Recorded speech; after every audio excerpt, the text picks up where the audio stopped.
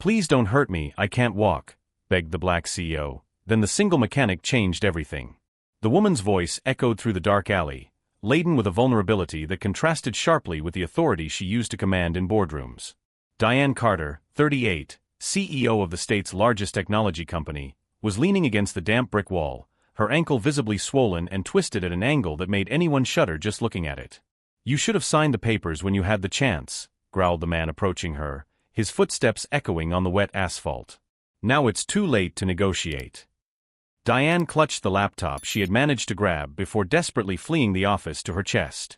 Inside were 5 years of evidence that would prove how her own partners had orchestrated a scheme to remove her from the company she had built from scratch.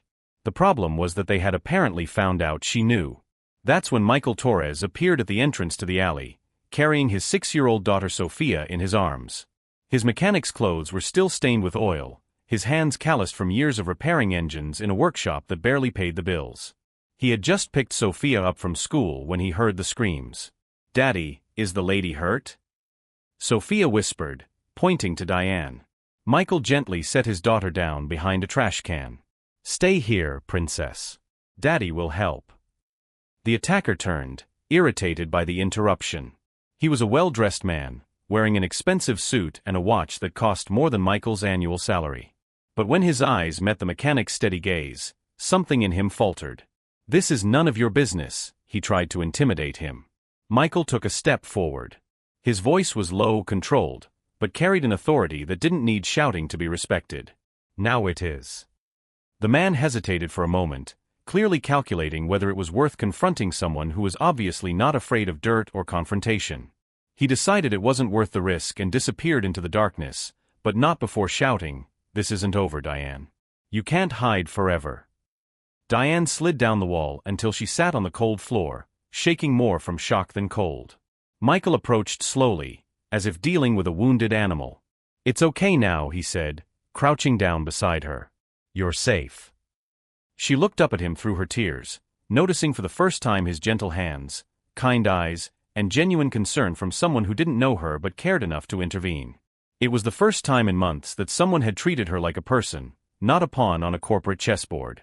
"Why did you help me?" she asked, her voice still shaky. Michael smiled slightly. "Because it was the right thing to do. Simple as that." Sophia timidly appeared behind her father, holding out a crumpled drawing she had made at school. "This is so you won't be sad," she said to Diane. As Diane held that simple crayon drawing of a happy family, she realized that her life was about to change in ways that neither she nor her enemies could have imagined. What they didn't know was that this moment of apparent weakness would be the catalyst for a revenge as devastating as it was clever. If you're enjoying this story of justice and reversal, don't forget to subscribe to the channel, because what's coming next will show how a seemingly defeated CEO can become the nightmare of those who underestimated her power to rise from the ashes. 3 days had passed since that night in the alley, and Michael found himself doing something he never imagined, taking care of a millionaire CEO in his 2-bedroom apartment on the outskirts of town. Diane was sitting on the worn sofa, her laptop open on her lap, typing furiously while Sophia colored beside her, completely fascinated by having a real princess in the house. "Daddy, does she really work in her pajamas?" Sophia whispered loudly enough for Diane to hear and smile for the first time in days. The truth was more complex than Michael could imagine. Diane Carter wasn't born a CEO. She had wrested that title from the hands of men who thought a black woman from the community would never be a match for them. Carter Tech Solutions started in the back room of her grandmother's house, with a used laptop and an internet connection that dropped every 5 minutes. 5 years ago, she had developed revolutionary digital security software that promised to protect personal data from intrusion. The problem was that she needed investors, and no bank or venture capital firm took a 33-year-old black woman without an elite college degree seriously. That's when she met Jonathan Reeves and Peter Manning, 2 white executives with Harvard MBAs who approached her with golden promises.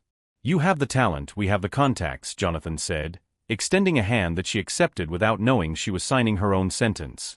The deal seemed fair. She would get 51% of the company as founder and CEO, and they would each get 24.5%, providing the initial capital and necessary connections. What Diane didn't know was that the contracts contained microscopic clauses that allowed for the transfer of her shares in situations of operational instability, a term vague enough to be interpreted however they wanted. For 4 years, everything worked perfectly. The company grew, profits skyrocketed, and Diane became the youngest black CEO in the state's tech sector. She appeared on magazine covers, gave lectures at universities, and was living proof that the American dream still existed. Until she began to notice strange movements in the company's finances. "Michael," she said, closing her laptop and looking at him as he prepared dinner in the small kitchen. "Can I ask you a personal question?" He stopped stirring the pasta and turned around. "Sure. Why didn't you turn me in to the police that night? I could have been a criminal, a fugitive." Michael smiled, that calm smile she had learned to recognize. "Because I know when someone is running from something unfair, not something they did wrong." The answer hit her like a punch in the stomach. "How can you be sure?" "Personal experience," he said, returning to the stove. "I've been on the side of those who get beaten when they don't deserve it." It was the first time he had touched on his own past, and Diane realized there were layers to this gentle mechanic that she had not yet discovered. Before she could ask more, Michael's phone rang. "Hello." He answered, and his expression changed instantly. "What do you mean they're there?" Diane felt her blood run cold. Through the window, she saw two black cars parked on the street. Jonathan Reeves got out of the first one, adjusting his expensive suit and looking at the building as if deciding whether it was worth getting his shoes dirty. "Sophia, go to your room and close the door," Michael said, his voice still calm but with an authority that made the girl obey immediately. "They found me," Diane whispered, closing her laptop. "How?" Michael asked. Diane pointed to the dark screen. "They probably traced the IP. I was so focused on downloading the evidence that I forgot to use VPN." The intercom rang. An arrogant voice echoed through the apartment. "Diane, we know you're there. Let's settle this like civilized people." Michael looked at her. "Do you want to talk to them?" "I have no choice," Diane replied, but her voice didn't waver. "They won't leave until they get what they want." When she opened the door, Jonathan and Peter were there, accompanied by a man she didn't recognize, probably private security. The two partners looked around the modest apartment with a kind of disdain that wealthy people reserve for spaces they consider inadequate. "Diane dear," Jonathan said, forcing a smile that didn't reach his eyes. "You had us searching all over the city. That was very unnecessary." "Where are the documents?" interrupted Peter, always the more direct of the two. "We know you downloaded confidential company files." Michael subtly positioned himself between them and Diane. The two executives noticed his presence for the first time. "And you are?" asked Jonathan, examining Michael from head to toe with the gaze of someone evaluating used furniture. "Someone who's tired of listening to you talk," Michael replied, his voice low but firm. Peter laughed dismissively. "Diane, you've really lowered yourself. From CEO to this." He gestured toward Michael as if he were an object. It was at that moment that something changed in Diane's eyes. The vulnerability that had dominated her face in recent days disappeared, replaced by a calculating coldness that her former partners should have recognized, but they were too blinded by their own arrogance to notice. "You have 5 minutes to get out of my presence," she said, her voice cutting like a knife. Jonathan laughed. "Or what? Are you going to call your new boyfriend to throw us out?" "No," Diane replied, a small dangerous smile appearing on her lips. "I'm going to do something much worse than that." Peter frowned. "What are you talking about? Do you really think I would be stupid enough to download company files without having a plan?" Diane walked over to the laptop and opened it again. "Do you think a woman who built an empire from scratch would be naive enough not to have life insurance?" The confident expressions on the two men's faces began to waver. "Do you know what's great about having created our entire company security system?" Diane continued, typing a few keys. "It's that I left some very well-hidden back doors. And while you were chasing me around town, I was copying everything, and when I say everything, I mean everything. From the main server." Jonathan took a step forward. "You wouldn't dare." "Contracts with shell companies, suspicious transfers to offshore accounts, bribes to city councilors, tax evasion," Diane listed calmly. 5 years of crimes you committed thinking I'd never find out." The silence that followed was broken only by the sound of laptop keys. Peter was visibly sweating now. "And do you know where this information is being sent right now?" Diane turned the screen so they could see dozens of emails being sent. The IRS, the district attorney's office, 3 different newspapers, and my favorite. She clicked on one last email box, Jonathan's ex-wife, who will love to know where the child support money went. Jonathan turned white as a sheet. Diane, you don't understand. If you destroy the company, you'll destroy yourself too. Oh, Jonathan, said Diane, closing the laptop with a definitive click. You still don't get it, do you? I'm not going to destroy the company. I'm going to destroy you. At that moment, as the 2 men who had tried to steal her dreams left the apartment in a panic, rushing to do damage control that had already come too late, Diane realized that her true revenge was just beginning. What they didn't know was that every email sent, every file leaked, every scandal that was about to explode in the media, was just the first piece of a carefully planned domino effect that would fall in a devastating way.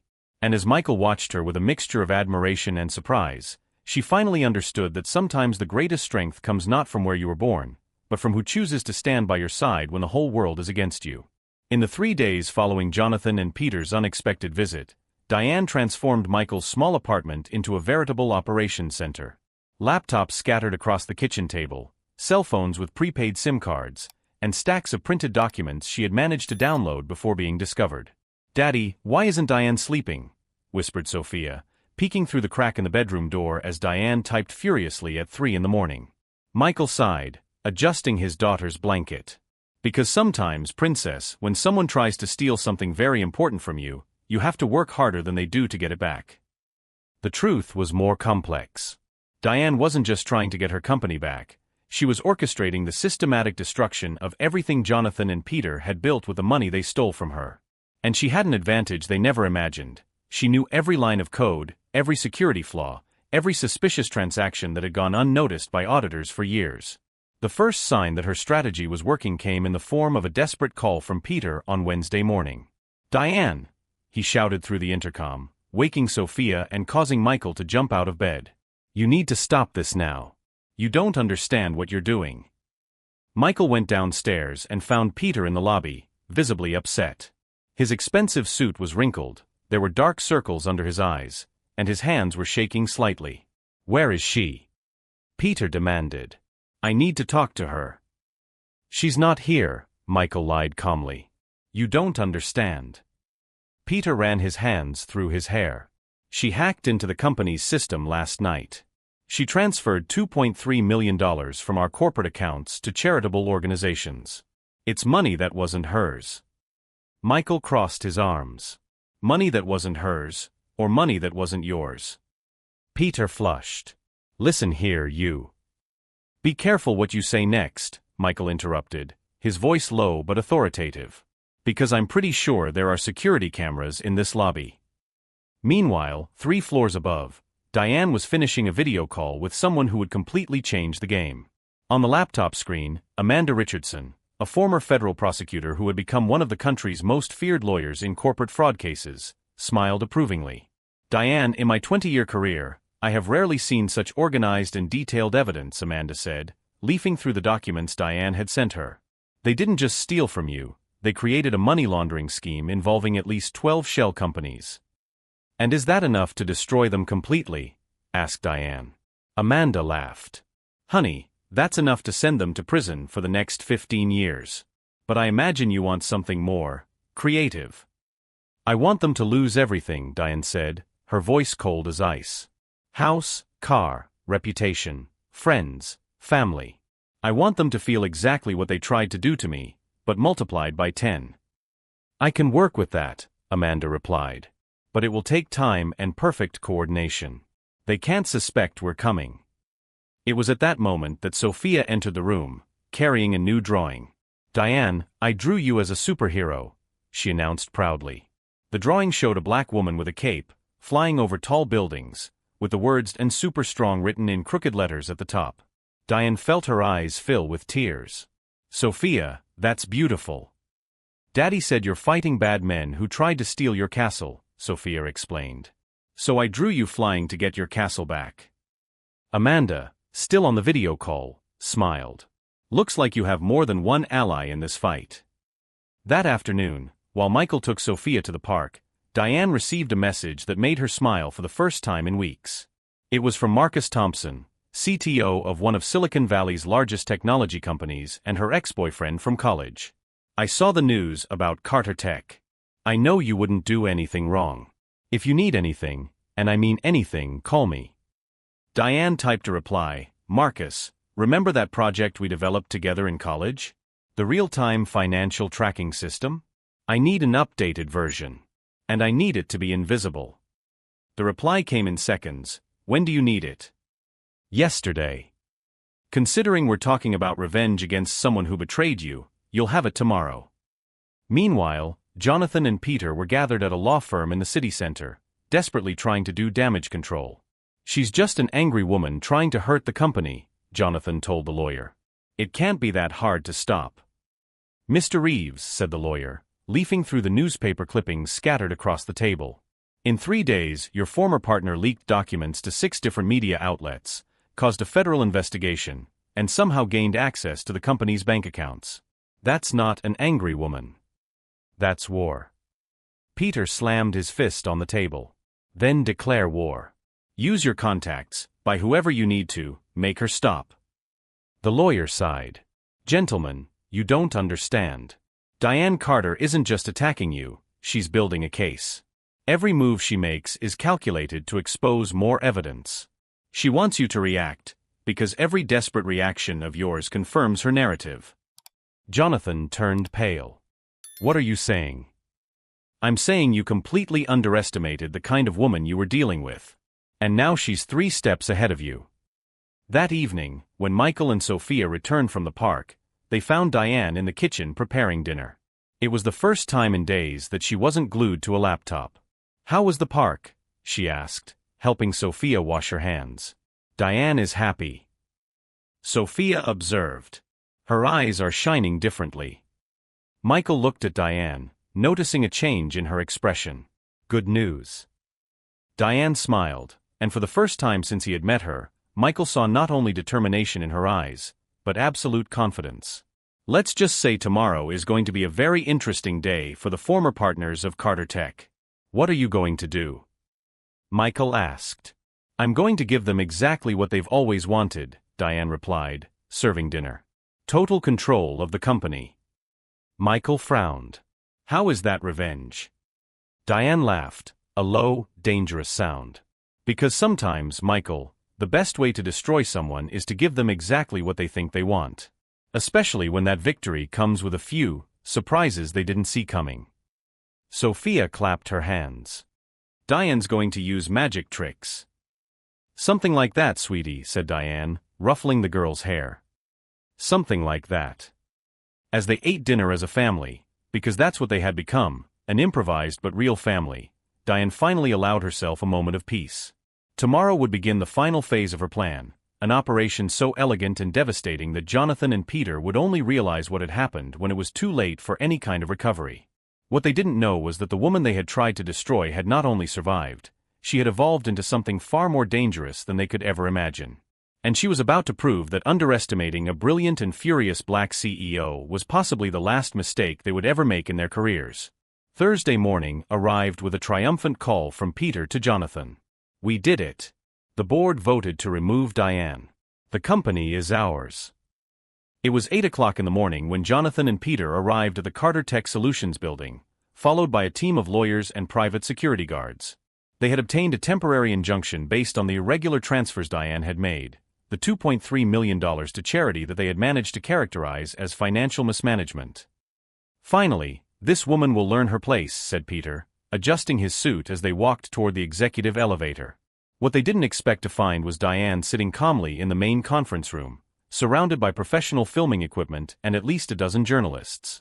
At her side was Amanda Richardson, impeccable in her black suit, and a man Jonathan recognized immediately, Marcus Thompson, whose presence in Silicon Valley was legendary. Ah, what exemplary punctuality, Diane said, smiling serenely. You've arrived just in time for our press conference. Jonathan turned pale. What press conference? You can't. Actually, we can, Amanda interrupted, standing up. As the former CEO and largest individual shareholder of the company, Diane has every right to clarify to the press and investors what really happened here. A CNN reporter stepped forward. Ms. Carter, Can you explain the allegations that your former partners orchestrated a 5-year scheme to remove you from the company you founded? Diane rose gracefully. Gladly. Marcus, can you activate the system? Marcus smiled and typed a few keys on his laptop. Immediately, the giant screens in the room lit up with a devastating presentation. Operation Takeover: How 2 white men tried to steal a company from a black woman. What you are about to see, Diane said, her voice firm and clear, is 5 years of documented evidence of fraud, money laundering, tax evasion, and conspiracy. The first screen showed email conversations between Jonathan and Peter. Peter typing, "The black woman is getting too smart. We need to speed up the transfer of the shares before she finds out what we're doing." Jonathan tried to approach. "That's out of context. Those emails were hacked illegally." "Actually," said Marcus, without taking his eyes off the screen, "all of these files were accessed through the internal audit system that Diane herself created when she founded the company. Perfectly legal." The second screen revealed bank transfers. Millions of dollars flowing from Carter Tech to shell companies registered in the names of Jonathan and Peter's relatives. Here we see $4.7 million in consulting fees paid to Jonathan's wife's company, Diane narrated calmly. A company that has no employees, no physical office, or any kind of documented services. Peter was visibly sweating now. "You don't understand how corporate consulting works." "Oh, we understand perfectly," said Amanda, opening a folder. "So much so that we've already handed over all this evidence to the IRS, which opened a formal investigation yesterday morning." The third screen was what really destroyed any hope they still had. Audio recordings of telephone conversations where they explicitly discussed how to get rid of the black woman and divide the company's assets. Jonathan was visibly shaking now. "How? Where did you get these recordings?" Diane smiled. "You forgot that I created the company's entire internal communication system, including automatic backups of all executive calls. 5 years of conversations, gentlemen. 5 years." A Reuters reporter raised his hand. "Ms. Carter, what is the total estimated value of the damage they caused?" Marcus. Diane looked at her ally. "Based on our forensic analysis," Marcus said, "the direct losses amount to $12.3 million. But if we consider the market value the company lost due to their mismanagement, we're talking about approximately $50 million. A Forbes reporter stepped forward. "And what will happen to the company now?" Diane took a deep breath.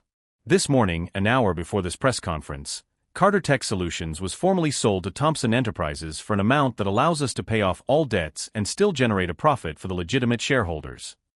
Jonathan exploded. "You can't sell the company. We have rights." "Actually," said Amanda, holding up a document, "you lost all your rights the moment the FBI seized your bank accounts at 6 o'clock this morning. Money laundering is a federal crime, gentlemen." Peter collapsed into a chair. "FBI? How?" "Oh, you don't know yet." Diane tilted her head. "That $2.3 million you claimed I stole from the company? It was marked money. Every cent you embezzled over the last 5 years has been traced to your personal accounts. Marcus developed a tracking system that made it impossible for you to hide any transactions." The room fell completely silent, except for the sound of cameras capturing every moment of the complete destruction of 2 men who had totally underestimated the kind of woman they were dealing with. "As of today," Diane concluded, "Jonathan Reeves and Peter Manning are not just former executives of Carter Tech. They are federal investigations facing 15 to 20 years in prison for multiple financial crimes." A company security guard approached the 2 men. "Gentlemen, I'm going to have to ask you to leave the building. You are no longer welcome here." As Jonathan and Peter were escorted out, visibly devastated and knowing that their lives as they knew them were over, Diane remained calm and dignified in front of the cameras. "This story isn't about revenge," she told reporters. "It's about justice.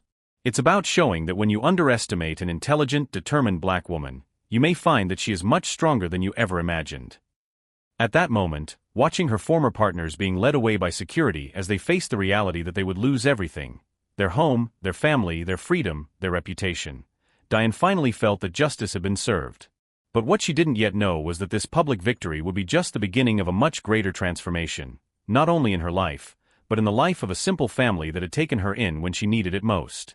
The real surprise was in store for Michael and Sophia, who were watching the press conference on television, unaware that their lives were also about to change forever. 6 months after the press conference that destroyed Jonathan and Peter, Diane Carter was sitting in her new panoramic office, no longer as CEO of a company that others had tried to steal, but as founder of the Carter Foundation, the largest organization supporting black entrepreneurs in the country. Michael knocked on the door, carrying Sophia, who was holding a new drawing. "Surprise!" the girl shouted. "I drew you as president." "Maybe one day, princess," Diane laughed, kissing the forehead of the child who had become her daughter at heart. Jonathan and Peter? Well, they discovered the true meaning of losing everything. Jonathan lost his house in the divorce when his wife found out about the embezzled money. Peter was evicted from his luxury apartment and now worked as a used car salesman, when he could find work, that is, since his criminal conviction made it nearly impossible to get hired. "They called me yesterday," Diane told Michael while Sophia played, begging for a second chance, saying they'd learned their lesson. "And you said?" Diane smiled, that smile Michael had learned to recognize. "I said the best lesson I could teach them was to let them see what an incompetent black woman can build when she doesn't have mediocre men getting in the way." The Carter Foundation had already helped 200 black entrepreneurs realize their dreams by financing startups that traditional banks had rejected. Diane's office was visited by senators, CEOs of multinational companies, and young entrepreneurs who saw her as an inspiration. Michael pulled her close.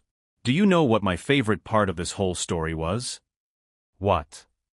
"When you realized that your real family wasn't the ones who shared your profits, but the ones who shared your dreams." Sophia ran to them. "Can I draw our new family now?" "Of course, sweetheart," said Diane, watching the girl she had taught that true love doesn't come with contracts or conditions. Jonathan and Peter tried to destroy a woman they considered inferior. Instead, they created a force of nature who rewrote the rules of the game. Diane learned that the best revenge is not to lower your enemies to your level, it's to rise so high that they become irrelevant. If this story has inspired you to never give up on your dreams, subscribe to the channel for more stories that prove that justice, when served with intelligence, always wins over arrogance.